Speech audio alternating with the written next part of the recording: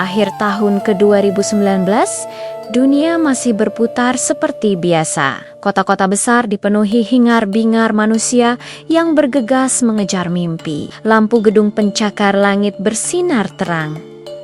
Pesawat terbang melintasi langit, membawa penumpang dari satu benua ke benua lain. Tidak ada yang menyangka bahwa dalam hitungan minggu, segalanya akan berubah drastis.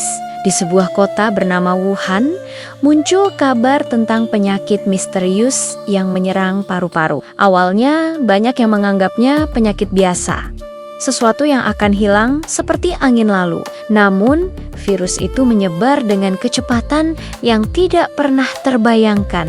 Tak lama, pemerintah di berbagai negara mulai mengumumkan keadaan gawat darurat. Rumah sakit penuh sesak, para tenaga medis bekerja tanpa henti dengan pakaian pelindung yang membuat mereka sulit bernapas. Kota-kota besar yang sebelumnya tidak pernah tidur tiba-tiba menjadi sunyi senyap. Jalan raya yang biasanya macet kini kosong seperti kota mati. Bandara ditutup, sekolah diliburkan, dan perkantoran dikunci rapat-rapat. Dunia seakan berhenti sejenak dalam ketakutan. Semua orang memandang layar televisi dengan cemas, menunggu kabar terbaru tentang jumlah korban yang setiap hari terus bertambah. Pandemi ini bukan hanya krisis kesehatan, tapi juga krisis emosional dan ekonomi. Banyak keluarga harus terpisah, tidak bisa bertemu orang yang mereka cintai. Tidak sedikit yang harus melepas kepergian anggota keluarganya tanpa kesempatan terakhir untuk menggenggam tangan atau mengucapkan selamat tinggal. Di banyak negara, sirena ambulans terdengar hampir setiap hari, menggema seperti panggilan duka yang tak pernah berhenti.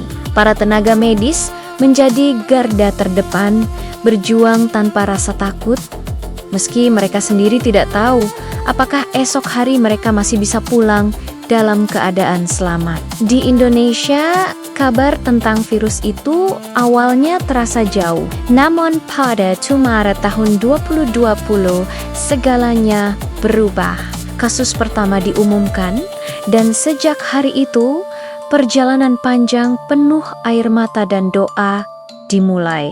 Virus menyebar dengan cepat, menembus semua provinsi dari barat hingga timur. Rumah sakit mulai kewalahan, dan banyak tenaga kesehatan yang gugur dalam tugas. Pemerintah menetapkan pembatasan sosial, sekolah beralih ke ruang belajar daring, dan jutaan orang bekerja dari rumah. Masjid, gereja, pura, dan vihara yang biasanya dipenuhi jamaah mendadak lengang.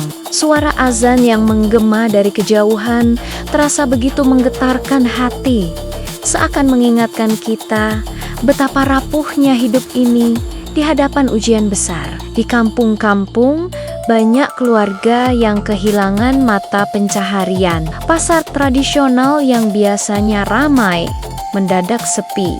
Para pedagang menatap lapak kosong dengan tatapan cemas, bingung bagaimana caranya menafkahi keluarga. Di kota-kota besar, pusat perbelanjaan tutup, dan jutaan pekerja kehilangan pekerjaan mereka. Namun, di tengah kesulitan itu, muncul wajah-wajah yang tetap tersenyum meski terluka. Relawan membagikan makanan, organisasi sosial mendistribusikan bantuan, dan masyarakat saling menjaga satu sama lain. Kalimat "kita harus saling menguatkan" menjadi mantra yang menghangatkan hati di masa-masa sulit. Di ruang-ruang isolasi rumah sakit, banyak orang berjuang untuk bisa bernapas, hanya ditemani suara alat monitor dan oksigen yang berdengung pelan. Setiap hari adalah pertaruhan antara hidup dan mati. Bagi mereka yang berhasil pulih, pengalaman itu menjadi pengingat bahwa hidup adalah anugerah yang tak ternilai harganya. Bagi mereka yang tidak kembali, nama mereka akan selalu hidup dalam air mata keluarga dan doa yang tidak pernah berhenti dipanjatkan. Ketika vaksin akhirnya ditemukan, dunia seakan melihat secercah cahaya di ujung lorong yang gelap. Proses vaksinasi dimulai di Indonesia dan berbagai negara lain. Antrean panjang terlihat di mana-mana, Orang-orang berdiri dengan harapan baru di mata mereka. Meskipun perjalanan masih panjang, rasa lega perlahan mulai muncul. Seperti angin pagi yang membawa aroma kehidupan setelah badai besar melanda. Pelan tapi pasti, kasus mulai menurun, pembatasan dilonggarkan, sekolah dibuka kembali, dan roda ekonomi mulai berputar lagi. Namun, pandemi ini tidak meninggalkan dunia tanpa pelajaran berharga. Pandemi mengajarkan kita bahwa harta paling berharga bukanlah uang atau jabatan, melainkan napas, kesehatan, dan kehadiran orang-orang yang kita cintai. Pandemi ini juga menunjukkan bahwa kita semua manusia, meski berasal dari suku, agama, dan negara yang berbeda, tetap terhubung dalam satu nasib dan satu planet.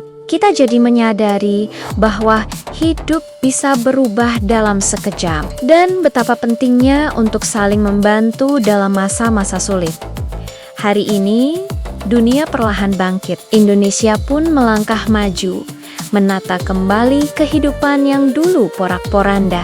Anak-anak kembali memakai seragam sekolah, pasar kembali ramai, dan masyarakat mulai tersenyum lagi. Meski bekas luka itu akan selalu ada, ia menjadi pengingat bahwa manusia mampu bertahan dan bangkit dari ujian yang paling berat sekalipun.